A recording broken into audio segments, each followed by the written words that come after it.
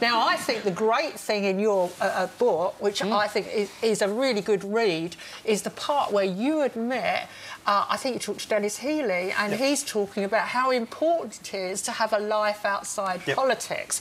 And a light bulb moment for you, use this word hinterland. You have to have a life outside. And then it's great in the book, you go about spending more time cooking, you learn to play the piano and all these things. Now you're not in politics. Do you wish you'd done all that at the start?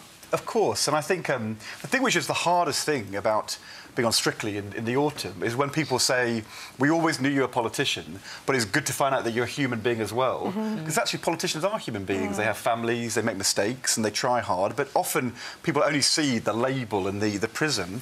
And the reality is, even though I did run marathons and play the piano and did all those things, in the end, in that time, the label politician probably was so overwhelming.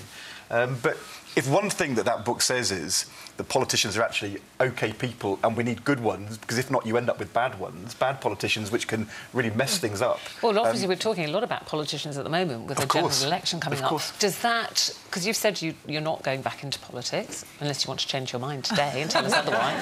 It's a bit late. The election's already been called, but unfortunately. Do you miss that? Are you looking at that now thinking, oh, that would be so exciting and out canvassing and I'd love to be back in that? Are you missing it? Well, it's the first one I've not been at the centre of since 1992, so it's very weird to be outside.